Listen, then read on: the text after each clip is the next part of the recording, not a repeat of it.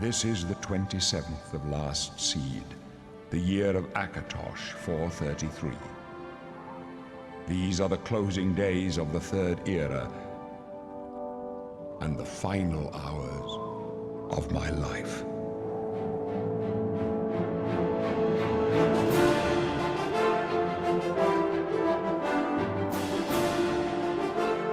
Odds are, if you know this song and recognize the white gold tower of the Imperial City, you, like me, have probably poured dozens, if not hundreds of hours into TES Oblivion. And though the game has many critics, it's become one of my favorite video games of all time. It pretty much has everything you could want in a Western RPG, a totally open world, tons of interesting side quests and NPCs, and what I love about this game is every building in the world can be accessed, and every character actually has a life where they go out, eat, and have their own homes that are fully explorable. And out of all those characters and quests, there's one that still leaves me thinking after all this time. And it's the quest that you get in Skingrad called Paranoia, in which a wood elf named Glorthir believes he's being watched by his neighbors in a sort of conspiracy. And though it's implied that he's crazy, today we're going to have a look at everything, because upon further inspection, not all is as it seems. We first meet Glorthir somewhere in Skingrad. He will actively follow you around until you acknowledge him, and then he asks you to meet him behind the cathedral at midnight. The quest follows with him asking you to follow 3 possible suspects that he's identified as possibly watching and plotting against him. The 3 targets are Bernadette Penniless, Tudius Sextius, and David Surly of Surly Brothers Vineyard. And depending on whether you report back to Glorthir that either A, one of the suspects is guilty, or B, innocent, Glorthir will end up asking you to assassinate them, or if you report to him that they are all innocent, he will try to murder you actually. Now you can pretty easily assume that Glorthir is suffering from perhaps a mental disorder by his conduct, but if we begin to look at everything with an open mind, it becomes totally plausible that he was correct in being watched. Alright, let's start with when we actually meet him. Glorthir is pretty much yelling at us in a whisper from like 10 feet away, and this would be easily noticed by the guards. And even then, Glorthir flat out asks us to meet him behind the cathedral at midnight. And now, as I'm about to point out, this is about the worst place that you can meet. As you can see, it's closely looked over by 2 guard towers that you could probably pretty easily hear the conversation from. Glorthir asks us to monitor Bernadette first, stating she lives across the street from Glorthir and watches him every morning at 6 AM before reporting to somebody else. Glorthir does say he believes it's not a coincidence that Bernadette lives across the street from him, which seems a little far-fetched to me, but okay. What is also interesting is that if you ask Glorthir about Skingrad, he says, quote-unquote, "There's so much I could tell you, so many secrets, but then you'd be in danger too," end quote. This is the first real thing that he says that makes me think Glorthir actually could be being watched. If you think about it, there are a lot of secrets in Skingrad held by powerful people. For instance, and spoiler alert here, we had the Count, who is secretly a vampire, or Gunder, the owner of Colovian Traders, who is basically holding his own adopted daughter against her will and possibly abusing her. So there are certainly things that Glorthir could know that somebody would want him tracked or dead for. Upon watching Bernadette in the morning, we see she does indeed leave at 6 AM and go to the chapel, and doesn't really watch Glorthir's house. But if we follow her and ask her about Glorthir, she will tell us that she thinks he's more than a bit strange, but tolerated as the town eccentric. Okay, now let's look back on our leads for and against Bernadette monitoring Glorthir. For one, she doesn't seem to watch Glorthir's house in the morning, but here's the catch. If we look back to yesterday, it could have easily been known that Glorthir was having a meeting with us at the chapel at midnight, and someone easily could have overheard us speaking from the guard towers. And also, as a suspect, she tells us that Glorthir is a bit crazy, perhaps planting the seed in our mind that he is indeed just crazy. If she had known that we were to watch her house this morning, she obviously would not have watched Glorthir and instead left and went straight to the church. So far, it's totally possible Glorthir is right And above that, Bernadette is trying to throw us off the trail by telling us that Glorthyr isn't in his right mind. It's totally possible that Bernadette is watching Glorthyr. So let's move on to Glorthyr's suspect number 2. That would be Tudius Sextius. Glorthyr wants us to watch him and see what he's doing when he's quote-unquote not watching me. Glorthyr tells us he lives in a large house between the Low Gate and the East Bridge, which again he thinks is suspicious. This fact is weird, but looking at Tudius, things start to really make sense as to why he could indeed be watching Glorthyr.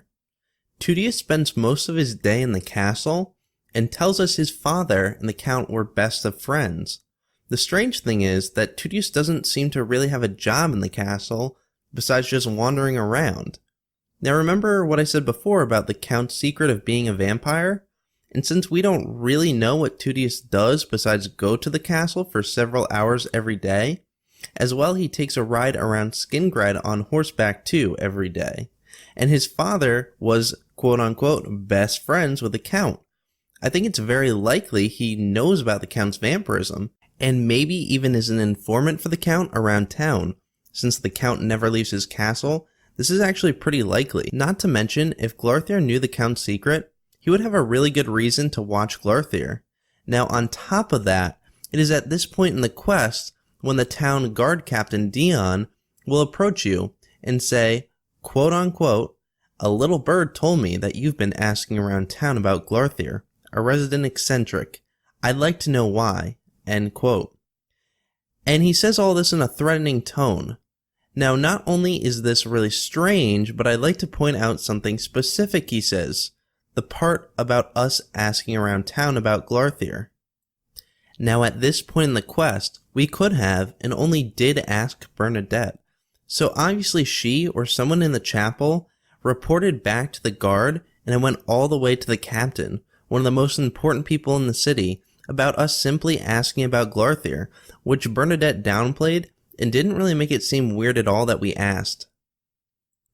No matter what we say to Dion, he'll tell us that Glorthyr is crazy and to stay away from him, and to report to him if Glorthyr is acting up. Now, things are starting to get weird. We actually have evidence that at least the guards, likely Bernadette, and most likely Tudius Sextius, are at least paying some sort of attention to Glorthyr. So let's move on to the last suspect, David Surly. Glorthyr believes that there's strong evidence to suggest that David is actually the ringleader of the conspiracy against him. This is where I start to believe that Glorthyr may actually be mentally unfit. Looking at David's life, he doesn't really do anything suspicious. The only evidence I believe that he may be involved is if you give David the note Glorthyr writes for you asking for you to kill him. Upon telling Glorthyr David is watching him, he and his brother will literally sprint off and murder Glorthyr without any other evidence that Glorthyr wrote the note or telling the guards or something more sensible like that. They will literally stop what they are doing and just go straight to kill Glorthyr. Since this is the case, I do believe there's a strong possibility that they're involved.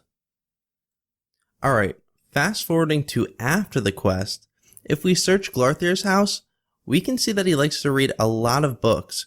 They're strewn across his house, and it's possible that he could have come across some secret information in his readings. And if we head downstairs, we can see some notes he's written, presumably to himself. So let's read them quickly. I'm going to start with the one that seems the most interesting to me. This is the note where Glorthyr lists the possible organizations that might be watching him. He starts by listing the Marukati Selectives. If we do some background research, we find out there are a group of extremists that loathe all elves and the thought of elvish rule even being a thing. And since we don't know Glorthyr's background, we can't really make a good connection to him that they would want him watched or gone. Only that Glorthyr is a Bosmer and wealthy somehow. It does seem entirely possible they could be after him, but I do think it's unlikely. His second organization on the list are the Blades. Glorthyr remarks in the note that he knows their dark secret, whatever that is, and depending on what that is, I find it more likely than the Selectives. Not only would they have the city guards full cooperation, we know from Skyrim and Oblivion that the Blades are masters of blending in with their locations until they are needed, We can see both Balrus in Oblivion and Delphine in Skyrim doing this perfectly, and I think this is the best bet on his list. Lastly, he lists the Mythic Dawn. I don't believe this is the case. There's just no good evidence for them being interested in Glarthir at the time, as they are totally preoccupied with the Oblivion crisis. And Glarthir doesn't seem to be involved with that whatsoever, unless maybe he was a former member or something. His other notes are basically just him reflecting on a few incidents of Bernadette and David watching him, and David possibly having quote-unquote secret evidence, but we never learn what this evidence could be, or if it implicated Glarthir was guilty of something he knew or saw. We'll never know. Looking back at this quest, it actually seems as if Glarthir could have indeed been being watched.